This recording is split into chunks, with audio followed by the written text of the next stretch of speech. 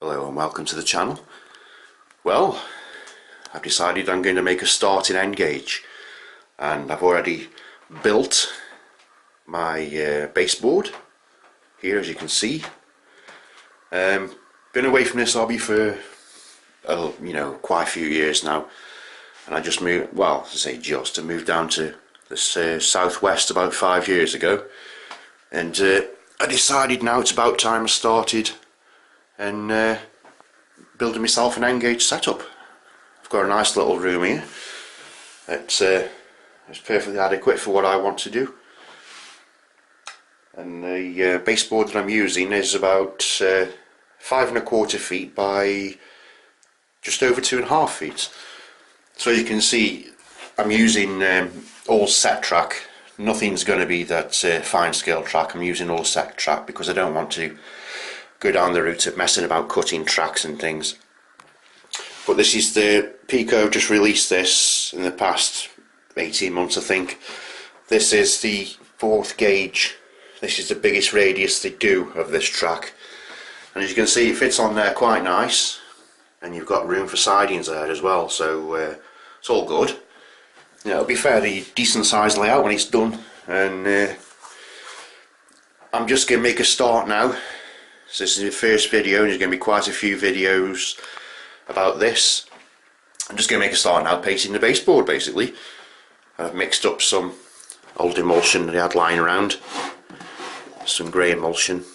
I've mixed some black and some very light blue that's on this wall here, and it's made this awesome grey colour, which is ideal for sealing the baseboard up.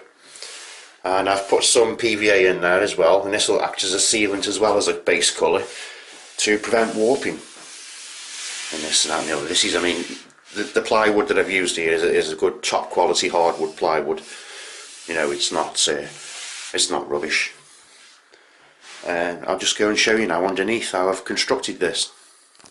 Just lie down flat on the floor so you can see how I've constructed this baseboard. I've done it in 3 sections, oh sorry, no, 4 sections, and I've made sure I've got cutouts there for all my DCC wiring, and one big cutout in the middle. So basically it's in 4 sections, so it'll be nice and sturdy, and we won't have any problems with drooping, although I am going to have to fit one more strengthening band from that back leg to this back leg, just to give it a bit more rigidity, because it is quite stable, but just add a bit more strength. All the wood I've used is screwed and glued as well, so it's it's very strong, and you could basically jump up and down on this and it wouldn't break. But I fitted a mains plug socket in there with the USB ready, and this is an audio going into my hi-fi, so I can have ambient sounds going through my hi-fi speakers that are at the top corners of the room. But yeah, I fitted these mains plug sockets in, and the good thing is the back wall is painted. The room's already painted. Well, I painted this last year with this sky blue colour, so with a small back seam on the top of the baseboard there, that's going to look really good, I think. I've got my bracket fitted up there for computer control. My monitor's going to be fitted on that bracket, so that's all sorted. So what I'm going to do now is get on with the painting, and this will only take 2 minutes because I've only got to give it one light coat at the top and let it dry for an hour, then go over it again. So I'll get on to that now. Just give it a quick wipe over, make sure there's no just big pieces of dust on there.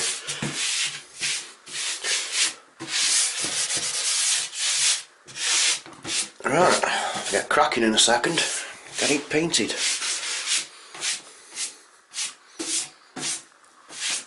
Yeah, like I say, what I'm going to do is just give it a light coat, a coat that soaks into the wood, so it makes it nice and what's the word I'm looking for? It seals the wood up basically, and prevents warping to a certain extent.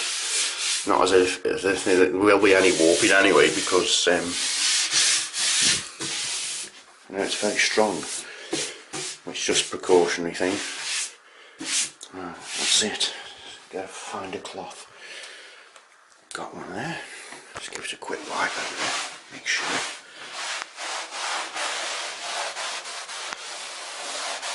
Yeah, I'm having my monitor fitted on that bracket there. I've got a monitor up the corner there, and well, I've got two. I might use the smaller 19-inch screen, you know, because I don't think the HP monitor's got a bracket on that I can use. It's sort of a proprietary type of bracket that they use that you have to buy, and I don't really need to or want to buy another bracket when I've got one already fitted to the wall there. So it looks like I'll be going with the Dell screen. I think the Dell's got a 1400 by 900 resolution. That's perfectly good enough, because I've made the baseboard high enough so when I'm sitting down, I'll be at eye level with the model railway. So you know that adds to the realism straight away. And the screen will be right there in front of me. Underneath here, I'm going to make another sort of a shelf kind of thing, you know.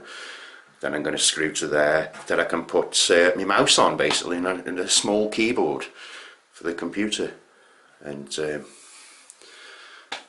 I want it so I might be using the Bachmann Dynamis system, because you can have computer control with that, and you can run it manually as well at the same time. A second person can, so it's like the perfect solution for me, sort of thing. I haven't decided whether I'm going to go on with block detection yet. I probably will do, knowing me. So I have got the option for full computer automation and manual intervention when I want to, just pick the handset up and take over by hand. You know, so enough babbling anyway, let's get on with this painting. You won't even need a paint tray with this. It's just a matter of pouring a bit on the table there, like that. Just spread it out basically with my roller. This is just a standard emulsion roller. Like I say, there is PVA in here, so it's going to be well and truly sealed up, the wood is. I had to put a bit too much on there actually, damn. Anyway, it's not as if you're going to make a mess, and it's not going to go on the floor, because it's directly on the tabletop, isn't it?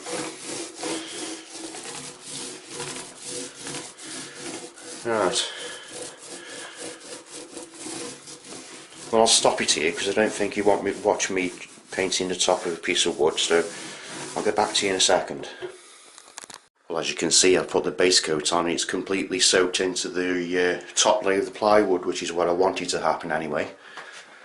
So after about 15-20 minutes I shall go over this again with the top coat, and we'll be pretty much good to go.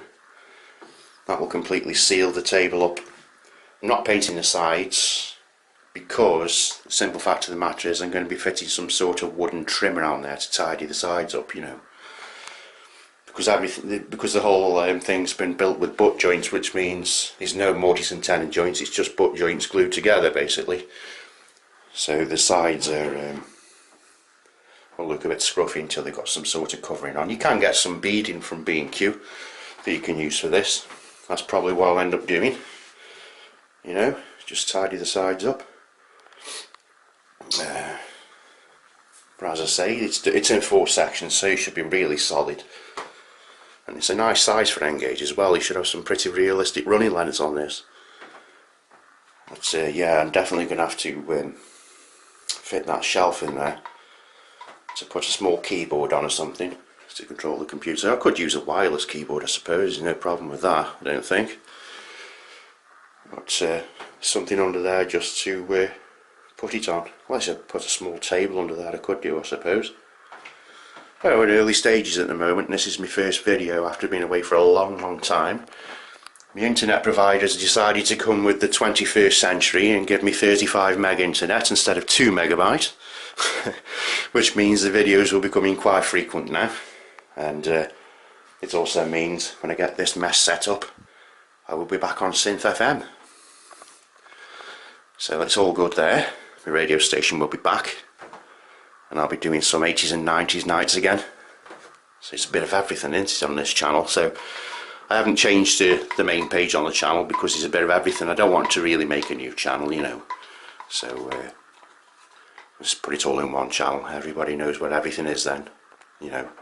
But right, a few more minutes and I shall go over this again with the dark grey base coat. See you in a minute.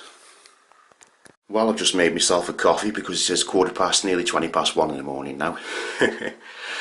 Just made me stay awake for the next hour or so while I get some of this done. And yeah, give that another coat in a minute. I did mention earlier that I use plywood. This is 11mm hardwood plywood. Whatever you do, do not use MDF. It is absolute garbage for model railways. It is rubbish. I don't know why to this day they use that stuff. Trust me, don't. It's garbage. Spend the extra £5 and get yourself a piece of this hardwood plywood. Just trust me on that one. You'll thank me for this later. Don't use MDF. I don't know why they still use that horrible stuff in kitchens, because you get that stuff wet, it just bloats up like a pufferfish. But yeah, we went down to Penzance and a couple of weeks ago on holiday, and what a beautiful place that is. And the water was as blue as that wall. No joke. Absolutely stunning place. And St Ives and all around that area, Cambourne, you know, south of Devon. We were going to go Land's End, but it was too foggy and it was raining, so we didn't bother. So we'll go there next time. Anyway, let me get back to doing this now, and yeah, I might decide paint the edges just for the time being, just to tidy it up. I might go over it with a brush or something. Just until I get some angle beading on there or something that I can put around to tidy the edges up. Alright, so I'll get back onto this now.